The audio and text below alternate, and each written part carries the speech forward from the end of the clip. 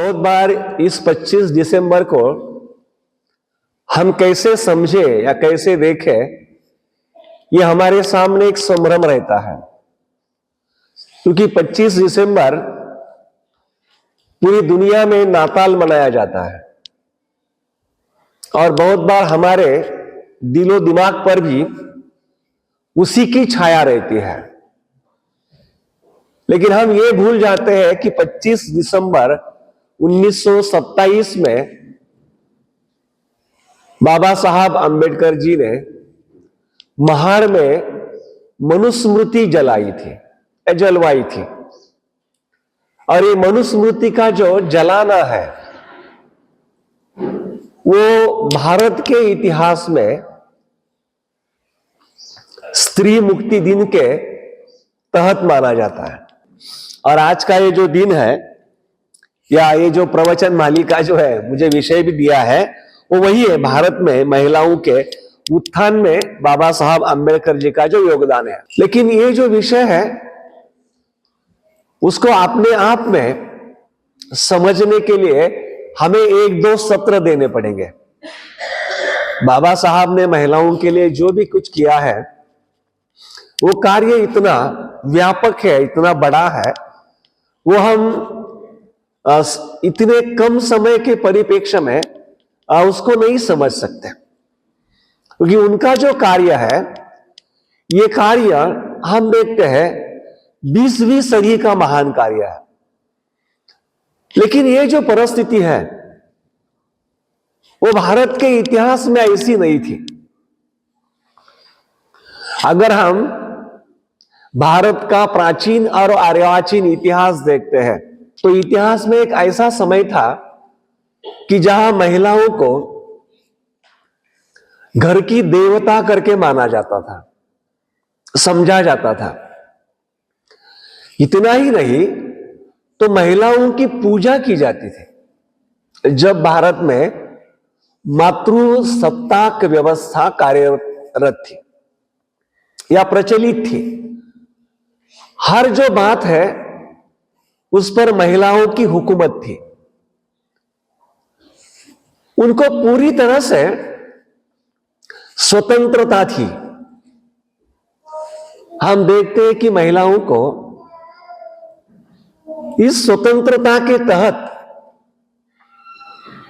अपना पति चुनने का अधिकार या स्वातंत्र भी दिया हुआ था। हम जब हमारी दादा दादी या नाना नानियों से कहानियां सुनते थे तो उस कहानी में हमें बहुत बार ये बताया जाता था या कान पर सुनने को आता था कि जैसे सीता का स्वयंवर हुआ था।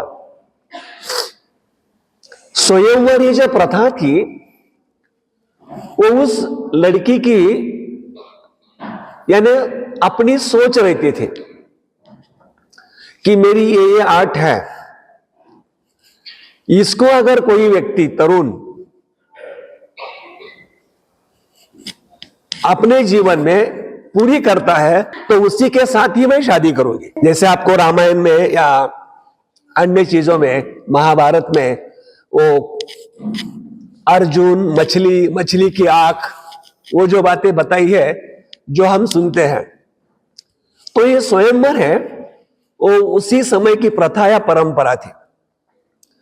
लेकिन उसके पश्चात एक समय ऐसा आ गया कि महिलाओं की हालत बहुत ही बदतर यानी बेकार हो गई और उनको इस स्वतंत्रता से पूरी तरह से गुलामी में खींचा गया या गुलामी में डाला गया। और महिला एकमात्र उनका जो व्यक्तित्व था, व्यक्ति स्वातंत्र्य था। जैसे बहुत बार हम सुनते हैं और जैसे अभी अभी मैंने जिक्र किया कि जब मनुस्मृति शुरू हो गई तो मनुस्मृति ने एक तरह से महिलाओं का जो मूल्य था, अहमियत थी, उनके जो मानवीय अधिकार थे, उनको पशु से भी बदतर बनाए, उनको पूरी तरह से निचली स्तर पे लाके रखा। एक तरह से महिला मानो पुरुष के लिए वस्तु मात्र थी, उसके हवस की वो शिकार रहा करती थी। और इस तरह से उसका जो पूरा अस्तित्व है, उस अस्तित्व को ही मिटाया गया था। जब भगवान बुद्ध का समय था तो भगवान बुद्ध ने महिलाओं के साथ समता से व्यवहार करना सिखाया। मनु का जो समय था, उस समय महिलाओं के ऊपर इस तरह से गुलामी थोपी गई और उनका जो अस्तित्व है वो मिटाया गया। लेकिन उसके पश्चात सबसे ज्यादा या बड़ी मात्रा में इस आंदोलन में जो कार्य हुआ वो 19वीं सदी में सबसे पहले प्रयास किया महात्मा ज्योतिबा फुले जी ने, जिन्होंने महिलाओं को एक इंसान के रूप में देखना शुरू किया और महिलाओं के उत्थान के लिए जो प्राथमिकताएं थी, जो उनकी आवश्यकताएं थी, यानी वही शिक्षा या पढ़ाई, उन्होंने शिक्षा का जो द्वार था वो बड़ी दिक्कतों के साथ महिलाओं के लिए खुला किया। और बहुत सारा जो कार्य है वो महात्मा ज्योतिबा फुले और सावित्रीबाई फुले इन्होंने महिलाओं के विकास के लिए किया। या महिलाओं पर जिस तरह से अन्याय अत्याचार, जो उनका शोषण उत्पीड़न हुआ होता था, उसके विरोध में उन्होंने आंदोलन चलाया और उसका नतीजा यह हुआ कि ज्योतिबा फुले को अपने घर वालों ने ही बेघर कर दिया। उसके बावजूद भी वो रुके नहीं, उन्होंने अपने पति के साथ यानी पत्नी के साथ ये कार्य जारी रखा। और इस तरह से हम देखते हैं कि भगवान बुद्ध के समय का काल, महात्मा ज्योतिबा फुले, सावित्रीबाई फुले, इनके समय का जो काल था वो बाबा साहब आंबेडकर के लिए एक भूमि रही, तैयार की हुई भूमि रही, जिसको आधार लेकर फिर बाबा साहब आंबेडकर जी ने जब अपना जीवन कार्य शुरू किया 1920 के बाद 19वीं सदी में या 20वीं सदी में, तो फिर उन्होंने इस कार्य को बहुत ही अनुशासन के साथ आगे बढ़ाया, क्योंकि बाबा साहब ये जानते थे कि महिलाओं की जो मात्रा है वो समाज में बराबरी की होती है। और किसी भी समाज में महिलाओं के विकास के अलावा हम समाज का जो पूरा विकास है उस विकास के बारे में सोच नहीं सकते। अगर आज हम देखते हैं अपने देश की जो आबादी है, उस आबादी के मद्देनजर रहते हुए लगभग महिलाओं का जो प्रमाण है वो 48% है। महिलाओं का जो प्रमाण है वो लगभग 48% है। तो आप ये कल्पना कर सकते हैं कि हमारे देश में लगभग 62 करोड़ तक महिलाएं हैं। बाबा साहब के समय कम थी, क्योंकि उस समय देश की पूरी आबादी ही 46 करोड़ की थी, इतनी भारी मात्रा में नहीं थी। आज उससे 3 गुना वो बढ़ गई है, वो बात अलग है। लेकिन बाबा साहब का जो कार्य था वो कार्य की शुरुआत भी हो गई अछूत वर्ग से। लेकिन उस समय बाबा साहब अंबेडकर जी ने जब महाड़ में उन्होंने पहला सत्याग्रह किया, उस समय उस सत्याग्रह में बाबा साहब अंबेडकर जी ने पुरुषों के साथ महिलाओं को भी उस सत्याग्रह में शरीक किया, जबकि उस समय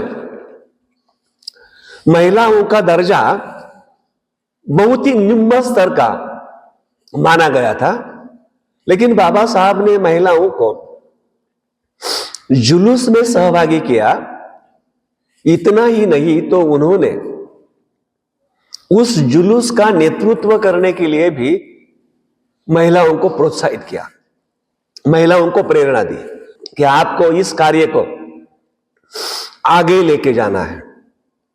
और उन्होंने बहुत सारे जो अपने निजी भाषण दिए हैं, उन भाषणों में भी बाबा साहब अंबेडकर हमेशा महिलाओं को अधिकतम प्रेरित करते रहे।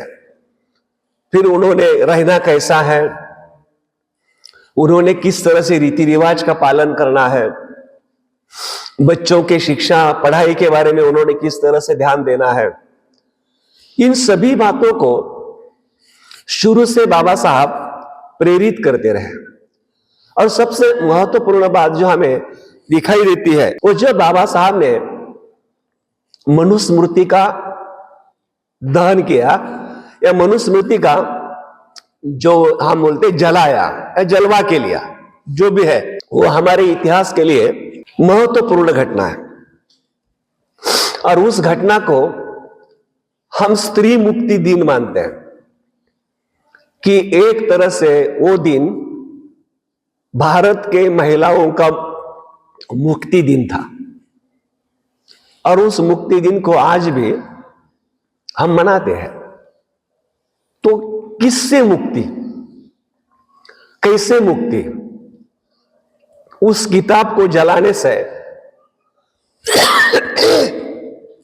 महिला कैसी मुक्त हो गई, महिला कैसी स्वतंत्र हो गई? हम हर बार जिक्र करते हैं कि बाबा साहब एक ऐसे महापुरुष थे कि जिनके पास अपनी खुद की लाइब्रेरी थी, जिसमें हजारों की तादाद में किताबें थी। वो अपने बच्चों से ज्यादा प्यार अपने किताबों पर किया करते थे। ऐसा व्यक्ति एक किताब को क्यों जलाया? उस किताब को जलाने में उनकी क्या रुचि होगी? और उस किताब को जलाने से इस देश की महिला किस तरह से स्वतंत्र हुई? बाबा साहब ने केवल किताबों के पन्ने नहीं जलाए थे, क्योंकि मनुस्मृति एक नियमावली थी, एक ऐसी किताब जो सुमति भार्गव नाम के एक ब्राह्मण ने लिखी थी, मनु इस नाम से। उसका जो मूल नाम था, ओरिजिनल नाम सुमति भार्गव, जो ब्राह्मण था। और वो किताब इतनी घिनौनी थी, घटिया प्रति की थी कि जिससे महिलाओं का जो जीवन है वो मिट्टी जैसा बना था, इतना खोखला कर दिया था उसने। और उस किताब में जो भी कानून लिखे थे, जो नियम लिखे थे, वो महिलाओं के लिए उसका पालन करना वही धर्म था। और उसको इसलिए जोर दिया था कि इस किताब को धर्मशास्त्र ने मान्यता दी है। और धर्म के आगे सभी लोग डरपोक थे। धर्म ने ऐसा कहा है तो हमें वो करना ही है, हमें वो करना ही पड़ेगा। और उस किताब को जलाकर बाबा साहब आंबेडकर ने हिंदू धर्मशास्त्र को जलाया था। और उस जलाने से उन्होंने आम महिलाओं में वो हिम्मत लाने की कोशिश की, वो जज्बा लाने की कोशिश की कि इस धर्मशास्त्र को ही मैं नहीं मानता, मैं इस धर्मशास्त्र को जला रहा हूं।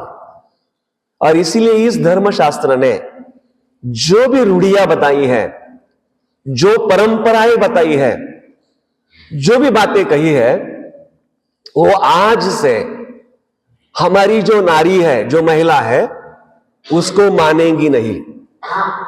उस धर्म की मानसिकता की जो गुलामी है, उस गुलामी से वो मुक्त होगी।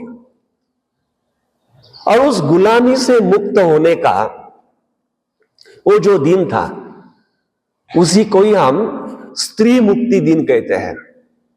बाबा साहब आंबेडकर जी ने मनुस्मृति चलाकर उसको किया। अभी हम लोग देखते हैं कि परिस्थिति कितनी विपरीत है कि यहां बाबा साहब ने इतना बड़ा आंदोलन किया, लेकिन केवल बाबा साहब को मानने वाले या जानने वाले लोग हैं, वो इस दिन के बारे में सजग है, जागरूक है। लेकिन आम जो भारतीय व्यक्ति है, उसको 25 दिसंबर से ज्यादा 8 मार्च की याद आती है। 8 मार्च को क्या हुआ था मालूम है? 8 मार्च ये अंतरराष्ट्रीय महिला दिन है। 8 मार्च ये अंतरराष्ट्रीय महिला दिन है। सभी जगह उसको मनाते हैं, लेकिन जो मनाते हैं उनको इतनी भी सोच नहीं है कि अरे उन महिलाओं को ये दिन देखने के लिए लड़ना पड़ा, झगड़ना पड़ा, आंदोलन करना पड़ा। भारत की किसी भी महिला को अपने अधिकारों के लिए ना तो रास्ते पे आना पड़ा, ना ऐलानबाजी करनी पड़ी, ना अनशन पर बैठना पड़ा। अकेले बाबा साहब आंबेडकर जी ने भारत की जो नारी है, जो महिलाएं है, उनकी स्वतंत्रता की, उनकी मुक्ति की जो हर बात है, वो संवैधानिक तरीके से उनके झोली में पहले ही डाल के रखी है। लेकिन ये जो महिला है, ये इतनी कृतज्ञ है कि उनको इतना तक समझ में नहीं आता कि आज हम जो है, जैसे है, हमारी इस हालत के लिए बाबा साहब आंबेडकर जी ने क्या नहीं किया होगा। जब हम देखते हैं कि बाबा साहब ने मनुस्मृति जलाकर वो जो धर्मशास्त्र का डर था, उस धर्मशास्त्र का डर निकालने की कोशिश की। बीच में उन्होंने कई सारे आंदोलन करते रहे, हमेशा वो महिलाओं को प्रेरित करते रहे कि अस्पृश्यता की जो उन्नति है, उसमें महिलाओं का स्थान क्या होना चाहिए, उसमें महिलाओं ने क्या करना चाहिए। और इसी बात को लेकर हम देखते हैं कि बाबा साहब आंबेडकर जी ने इसी नागपुर शहर में 1942 में एक परिषद बुलाई थी। बहुत बड़ी परिषद थी और लगभग 75,000 लोग उसमें शरीक थे। वहां पर बाबा साहब बड़े संतुष्ट थे। उसकी 2 वजह थी। एक तो उस परिषद में इतनी बड़ी तादाद में उन्होंने अपने समाज की संख्या देखी, वो उनका एक शक्ति प्रदर्शन था।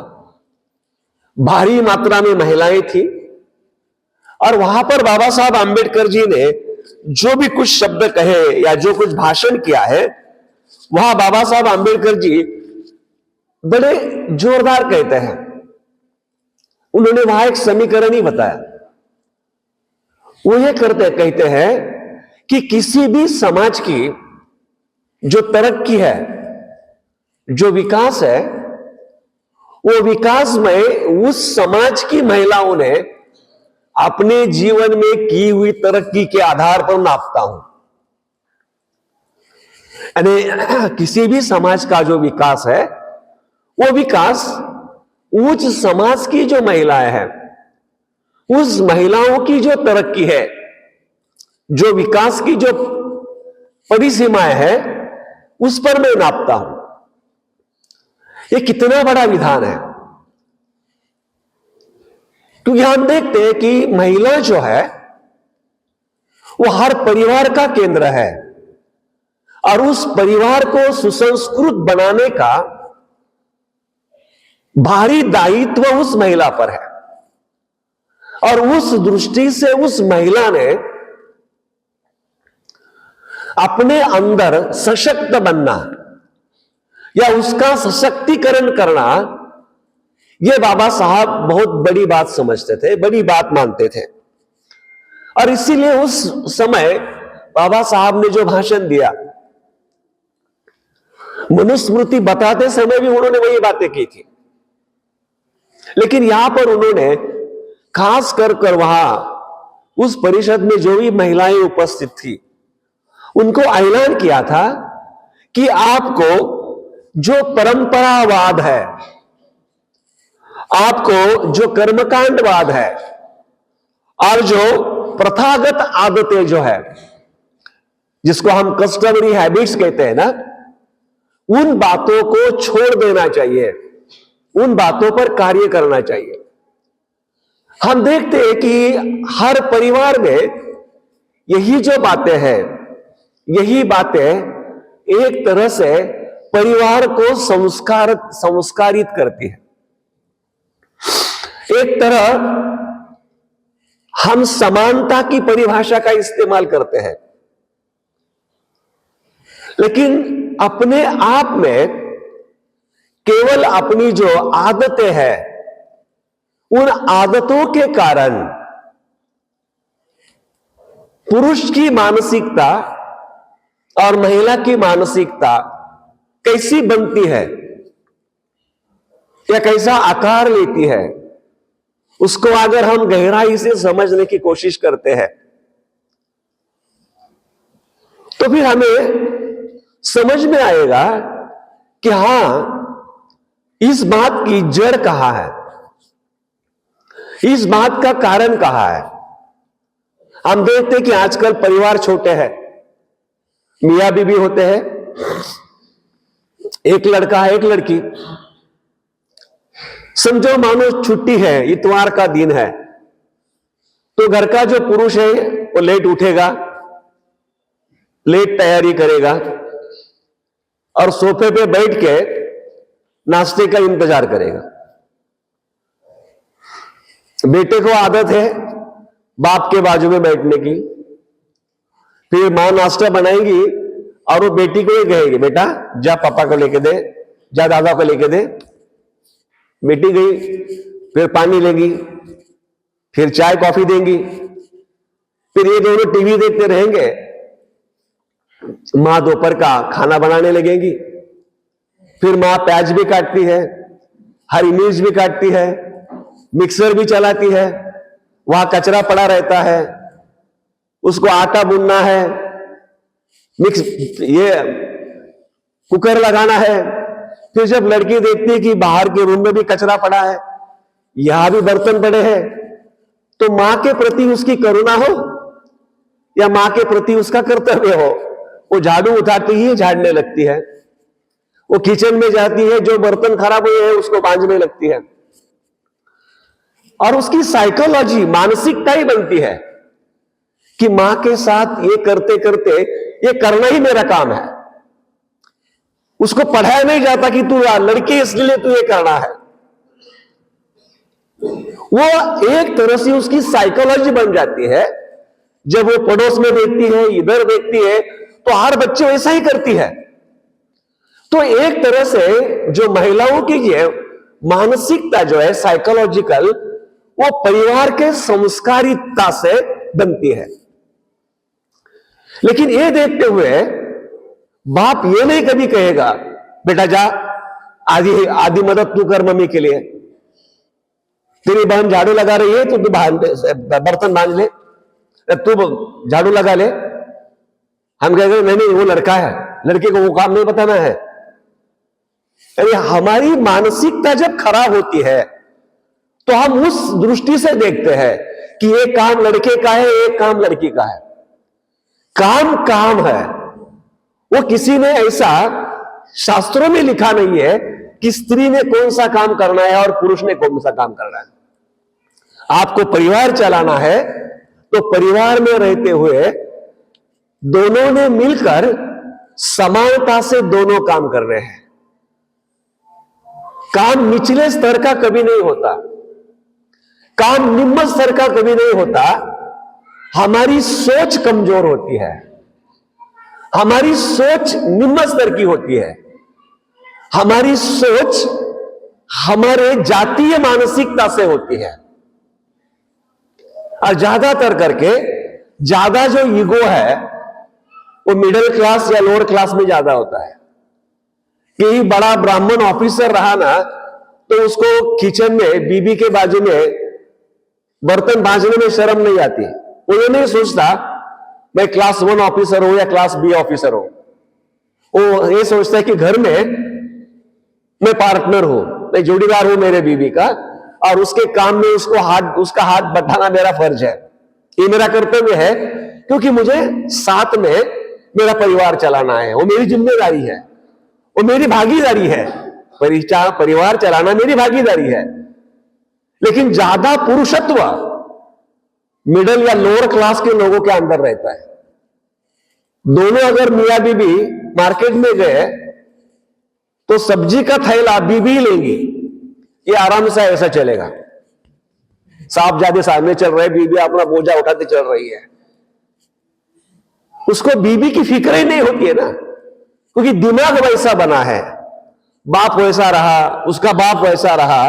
ये परंपरा से आई हुई गलत फहमियां है, ये परंपरा से आए हुए गलत संस्कार है, जिस संस्कारों से हम जीते हैं। लेकिन बाबा साहब ने उसको तोड़ मरोड़ने के लिए इंकरेज किया महिलाओं को कि आपको इस पे ऊपर उठना है, आपको इससे परे उठना है। जो पारंपरिक आदतें हैं, फिर हम देखते हो काला दोरा हो, मंगलसूत्र हो, बिंदी हो, ये सब तुम्हें संस्कारों में जकड़ने के लिए बनाए हुए रीति रिवाज है, आप उनको छोड़ो। लेकिन जो पुराने रीति रिवाज है वो आज फैशन भर के आने हैं। फैशन भर कर आए कि नहीं? आज 15 साल की लड़की हो या 45 साल की महिला हो, उसको भी लगता है मुझे किसी की नजर ना लगे, वो भी एक काला दोरा बांध देती है अपने पैरों में। अरे क्या पागलपन चल रहा है? हम जो कर रहे हैं उसकी कहीं सोच है क्या? जिन बातों को हमने करना चाहिए उसके ऊपर कार्य हो। फिर हम देखते कि बाबा साहब जब 1942 में ब्रिटिश वाइसराय के मिनिस्ट्री में कैबिनेट मंत्री थे, उस समय बाबा साहब ने कानूनन कुछ बातें महिलाओं के लिए की। जब लेबर मिनिस्टर थे तो उस समय बाबा साहब ने जो भी कुछ महिलाओं के लिए किया, तो मुझे लगता है कि आज नहीं कभी भी इस देश की जो भी महिलाएं हैं उन्होंने 365 दिन बाबा साहब की प्रतिमा के सामने अपना माथा रखना चाहिए। उनको जो 8 घंटे की ड्यूटी मिलती है ना, वो बाबा साहब की वजह है। इंश्योरेंस मिलता है बाबा साहब की वजह है, पेंशन मिलती है बाबा साहब के कारण है, प्रोविडेंट फंड मिलता है बाबा साहब के कारण है, जो प्रसूति की छुट्टी मिलती है 6 महीने की, वो बाबा साहब के कारण है। आज जो भी महिलाएं, जो काम करने वाली महिलाएं हैं, किसी भी सरकारी, निम्न सरकारी, सेंट्रल गवर्नमेंट, स्टेट गवर्नमेंट, उन महिलाओं के लिए यह बाबा साहब का सबसे बड़ा योगदान है। लेकिन कोई भी महिला बाबा साहब के प्रति नहीं मानती, पागल महिलाएं हैं, वो बराबर जाएंगी, वो बरगद के पेड़ को धागा बांधते बैठेंगी। जैसे कि अपनी जो अकल है गिरवी रखी है। अरे जिस व्यक्ति ने आपके लिए इतना सब कुछ किया है, उसके प्रति कृतज्ञता साल में एक बार भी नहीं। लेकिन जो परंपरा ने बताया है, दिल में तो चाहत लगती होगी कि ये आदमी कल भी मर जाए तो वो चलेगा, लेकिन बरगद के पेड़ के सामने बोलना पड़ता कि 7 जन्म तक यही रहे। जिस सोच को हम बर्दाश्त नहीं कर सकते, उस सोच के सहारे व्यक्ति कैसा व्यवहार कर सकता है? कोई चुनौती नहीं देता इस सोच को, कोई इस पर सवाल नहीं उठाता है, कोई इस पर कोई संशोधन नहीं करता है कि सही इन प्रथाओं से क्या होगा। सही इन प्रथाओं को हमने आज भी इस 21वीं सदी में, जब आदमी चांद पर जा रहा है, हमने उसी का ही अनुकरण करना है क्या? जब संविधान अस्तित्व में आया तो संविधान के जरिए बाबा साहब अंबेडकर जी ने भारत की नारी को पूरी तरह से सुरक्षित किया। जितने भी संवैधानिक प्रावधान है, उन प्रावधानों को अगर हम देखते हैं तो उन्होंने कई आर्टिकल ऐसे डाले जहां महिलाओं की जो सुरक्षितता है वो बरकरार रखे। लेकिन उतने में बाबा साहब संतुष्ट नहीं थे, उतने में बाबा साहब समाधानी नहीं थे। ये सब बातें जब चल रही थी संवैधानिक, उसी दरमियान बाबा साहब आंबेडकर ने महिलाओं के लिए सबसे बड़ी अगर कोई बात की होगी तो उन्होंने उस समय की पार्लियामेंट में हिंदू कोड बिल लाया। जो हिंदू कोड बिल सालों तक चलती रही उसकी डिस्कशन, और वो भी एक भयानक दास्तां है। जिन महिलाओं के लिए बाबा साहब लड़ रहे थे, उस समय पार्लियामेंट में कुछ महिलाएं थी, वो भी महिला पार्लियामेंट के बाहर बाबा साहब के खिलाफ घोषणा देती थी। ये जो हिंदू कोड बिल, यानी भारत की महिलाओं के मुक्ति या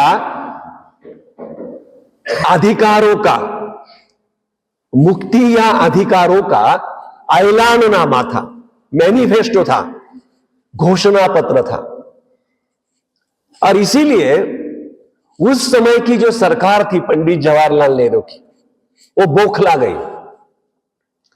और उन्होंने किसी भी कीमत पर हिंदू कोड बिल को पारित नहीं होने दिया। वो जो सुधारणाएं थी उसका जो श्रेय बाबा साहब को मिलना चाहिए था, वो उन्होंने होने नहीं दिया। लेकिन हम देखते हैं जब बाबा साहब ने 1951 में अपने मंत्री पद का इस्तीफा दिया, उसके बाद हिंदू कोड बिल को उन लोगों ने टुकड़ों में मंजूर किया। हिंदू कोड बिल जिस तरह से बाबा साहब ने पेश किया था, वैसा ही स्वीकार ना करते हुए उसमें से कुछ टुकड़े बनाए, स्लाइस बनाए, और उस टुकड़ों के तहत उसने वो हिंदू कोड बिल मंजूर किया। जैसे हम देखते हैं, उदाहरण के तौर पर हिंदू मैरिज एक्ट जो है 1955 का, उसमें उन्होंने महिलाओं को जो तलाक लेने का जो अधिकार है या उनकी जो सहायता का जो अधिकार है वो वहां से बहाल किया। हिंदू सक्सेशन एक्ट 1956, ये हिंदू कोड बिल का ही एक हिस्सा है, जहां महिलाओं को अपने पिता पति की जो भी संपत्ति है उसका जो उत्तराधिकारी है। आज महिलाओं के किसी भी बहन के साइन के बगैर कोई प्रॉपर्टी ट्रांसफर नहीं होती, भाई को हिस्सा देना पड़ता है। ये सब जो प्रावधान है बाबा साहब ने उस समय जो कानून बनाया था उसके तहत है। Hindu adoption and maintenance act 1956, ये हिंदू कोड बिल का ही एक हिस्सा है, जो बाद में उनको सरकार ने मान्यता दी। Hindu minority and guardianship act 1956, और इसके अलावा और कुछ कानून है जो लगभग 2005 तक इसके तहत ही सरकार को मान्यता देनी पड़ी। हम देखते हैं ना 33% आरक्षण, 33% जो महिलाओं को जो आरक्षण है वो आज दिया सरकार ने, लेकिन आपको एहसास होता है कि सही में उसका अधिकार महिला एंजॉय कर रही है। इंदिरा गांधी के अलावा भारत में दूसरी महिला प्राइम मिनिस्टर नहीं देखी अभी तक। राष्ट्रपति तो रबर स्टैंप होता है, इसलिए दो महिलाओं का नाम इतिहास में है, सुषमा स्वराज, शीला दीक्षित दिल्ली के लिए, जयललिता साउथ के लिए और वसुंधरा राजे राजस्थान के लिए। इनके अलावा आपने किसी राज्य की मुख्यमंत्री महिला को बनाया है ऐसा देखा है क्या आपने? स्वतंत्रता का अमृत महोत्सव हो गया, महिलाओं को राजनीति में हिस्सा दिया है, लेकिन उनको केवल कुर्सी पे बिठाया, राज कोई और ही कर रहे हैं। बाबा साहब ये चाहते थे कि महिलाओं को पावर मिले, सत्ता मिले, उनको अधिकार मिले, उनको ज्ञान मिले, उनको जानकारी मिले और वो नेतृत्व करने के काबिल हो, वो इतनी सक्षम हो कि वो खुद का डिसीजन खुद ले सके। निर्णय लेने के लिए उसको अपने पति या देवर पर निर्भर ना रहो, इतनी उसकी सोच व्यापक हो। और अंत में सही जो इंपावरमेंट है, सही जो विकास है, वो तो धम्म से होता है, वो अंदरूनी है ना। इंपावरमेंट यानी इनर कैपेसिटी, आपकी आंतरिक क्षमता है। उस आंतरिक क्षमता को हम देखते हैं कि बाबा साहब ने बुद्धिज्म ही दिया। बुद्ध का मार्ग जो है वो हर पुरुष के लिए और हर स्त्री के लिए एक ऐसा रास्ता है कि जो आपको सीधा विकास की कड़ी पर, उस शिखर पर पहुंचा सकता है जहां आप अपनी क्षमता से खुद को भी बदल सकते हैं और दुनिया को भी बदल सकते हैं। और इसमें बाकायदा कोई फर्क ना बुद्ध ने देखा। उनको भी लगता था कि जैसा पुरुष अरहंत हो सकता है वैसी महिला भी अरहंत हो सकती है। और बाबा साहब की वही सोच थी, अगर बोधिसत्व है तो जैसा पुरुष हो सकता है उतनी ही क्षमता हर स्त्री में है। और उस क्षमता के विकास के लिए जितने भी प्रावधान है, हम बाबा साहब के हर भाषण में देखो, हर उनके लिखान में देखो, उन्होंने हर जगह पर इन बातों का सही सही जिक्र किया है, जिसको देखते हुए, जिसको मद्देनजर रखते हुए हम ये दावा कर सकते हैं कि बाबा साहब अंबेडकर जी ने महिलाओं का जो उत्थान है, उस उत्थान के लिए अपने जीवन का ही पूरा समर्पण किया था। उनका कार्य जरूर था सामाजिक परिवर्तन, राष्ट्रीय परिवर्तन, देश की आजादी, देश का संविधान लिखना, लेकिन वो ये समझते थे ये देश कोई केवल पुरुषों का नहीं बना है, तो समान हिस्सा जब महिलाओं का है और महिला हर परिवार की प्रमुख है, केंद्र है, तो उस महिला को सक्षम करना ये सबसे ज्यादा अहम काम है, क्योंकि उसकी सक्षमता के ऊपर उस परिवार की सक्षमता है और उस परिवार की सक्षमता के ऊपर आम समाज की सक्षमता है।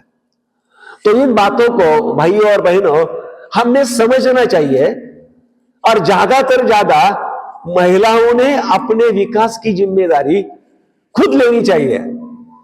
और हम पुरुषों ने खामाखाम ये नहीं कहना चाहिए कि मैं महिलाओं को मदद कर रहा हूं, ये सब बहाना है। महिलाओं को मदद तब होगी जब आप महिलाओं से दूर रहोगे, और जो करना है उनको अकेले करने दो, गिरना है तो गिरने दो, गिरेगी उठेगी, काबिलियत बढ़ेगी। जब हम वहां जाते हैं तो महिलाओं का विकास हम रोकते हैं। उनको स्वतंत्रता से अपने पैरों पर खड़े होने दो, चलने दो, उनको दौड़ने दो। तो यही जो बात बाबा साहब ने की है, उसको आज भी हमें समझना, करना ज्यादा जरूरी है। मेरा आवाज खराब होते हुए भी आप सभी लोगों ने मुझे शांति से सुना, तो मैं आप सभी को धन्यवाद देते हुए मेरे शब्दों को विराम देता हूं। जय भीम।